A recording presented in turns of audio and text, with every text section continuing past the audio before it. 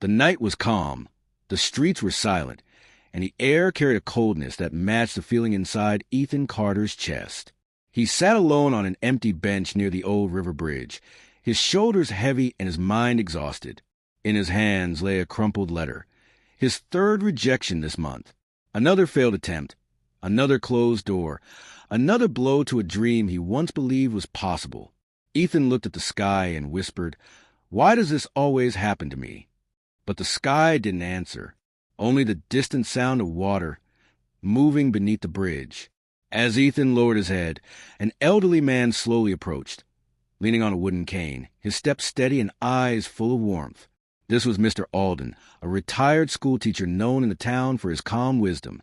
"You look like someone who's carrying the whole world on your shoulders," Mr. Alden said as he sat beside him. Ethan forced a smile. "Just another failure, sir. I'm starting to think I'm not made for anything." Mr. Alden chuckled softly. "Strange. You remind me of myself when I was young, and I turned out fine." Ethan sighed. "I don't know how to deal with these problems anymore." The old man looked straight ahead and said, "Do you know what the world taught me? Every problem has a solution. The real trouble is that people don't look for it. They fear, they panic, they imagine the worst, and in all that noise the answer hides." Ethan didn't reply. He felt the truth in the old man's words. "Come," Mr. Alden said, standing up, "walk with me." They walked slowly through the quiet streets, the lights flickering softly above them. As they reached a small tea stall, Mr. Alden asked for 2 cups of tea. He handed one to Ethan and said, "Let me tell you something. When life throws a problem at you, the first thing you must do is breathe." Ethan raised an eyebrow. "Breathe." "Yes, because fear blinds your mind. Panic blocks your intelligence. A calm mind can solve anything, but a disturbed mind can solve nothing." They sipped their tea in silence for a moment. "You're not weak, Ethan," Mr. Alden continued. "You're just overwhelmed. You're trying to fight everything at once." "What else can I do?" Ethan asked bitterly. "You take one step," the old man replied. "One small step. You don't climb a mountain in a single jump. You take it stone by stone." Ethan stared at the steam rising from his cup. For the first time today, he felt a small sense of relief. "Write things down," Mr. Alden said. "Problems seem bigger when they float in your mind. Put them on paper. Break them. Understand them. Divide them. When you write a problem, you take away its power." Ethan took out his phone and wrote down what had been troubling him. His financial issues, his business struggles, his lack of progress. Seeing it on screen somehow made it feel clearer, smaller, more manageable. "Now," said Mr. Alden, "look at the pieces. Solve them one by one. Don't rush. Don't try to fix everything in a day." Ethan nodded slowly. "And the next time you face a problem," the old man said, "don't ask, 'Why me?' Ask, 'What is this trying to teach me?' When you change a question, your whole life changes." They walked again, passing the old bookstore where the lights were still on. "Ethan," Mr. Alden continued, "complaining keeps you stuck. Questions move you forward. Ask yourself, what can I control right now? What can I do today? Who can guide me? What option do I have?" Ethan realized he had never asked these questions. He had only complained, only feared, only imagined worst-case scenarios. "Life tests everyone," Mr. Alden said. "But the strong ones are the people who look at a problem and say, 'Try me.'" They sat down on a stone bench outside the bookstore. "Let me tell you a secret," the old man whispered.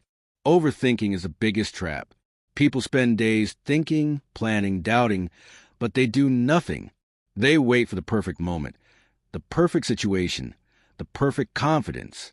But perfection never comes. Movement is what creates clarity." Ethan thought about how many times he had stopped himself because of fear, how many times he waited, how many chances he let pass. "Start with a small action," said Mr. Alden. "Just one. Send a message, make a call, read one page, take one step. The moment you move, the problem starts shrinking." Ethan felt something waking inside him. Hope, courage, maybe both. And ask for guidance. Mr. Alden added. You don't have to solve everything alone. Someone somewhere already knows the answer you need. Ask them. Learn. Grow faster. Ethan remembered his cousin Liam, a successful entrepreneur. He had avoided asking him for help, thinking it would make him look weak. Weakness is not asking for help, the old man said. Weakness is staying stuck because of pride. They continued walking slowly until they reached the riverside again. The moon reflected on the water, shimmering gently. One last thing, Mr. Alden said. Take responsibility. Don't blame others. Don't say life is unfair. Even if the problem isn't your fault, the solution is still your responsibility. When you take responsibility, you become powerful. When you blame, you stay powerless. Ethan swallowed hard. He knew he had been blaming everyone, his situation, his past, even luck. Say these words every day, said the old man. I take responsibility for my life. The sentence felt heavy, but empowering. The world doesn't change when you complain, Mr. Alden continued. But the moment you say, I will fix this, everything starts moving. Your mind becomes sharper, your action stronger, your future brighter. Ethan suddenly felt tears in his eyes, not of sadness, but of realization. As they walked back to the bridge where it all started, Mr. Alden placed a hand on Ethan's shoulder and said with a gentle smile, Every problem you face is not here to punish you. It's here to prepare you for something bigger, something better, something waiting ahead of you. Ethan looked at the peaceful river and felt something he hadn't felt in a long time. Confidence. When the next challenge comes, Mr. Alden said, don't ask why me. Smile and say, I can handle this. And you will, because strength isn't in avoiding problems. It's in rising above them. Ethan nodded deeply, sincerely. And remember, the old man added as he turned to leave, you don't need a life without problems. You just need a mind strong enough to face them. And you, my boy, already have that strength. Mr. Alden walked away slowly, disappearing into the night, leaving Ethan standing alone, but no longer feeling alone inside. Ethan took a deep breath, looked at the river, then at the sky, and whispered to himself, I can handle this. I will find a way. And for the first time in months, he believed it.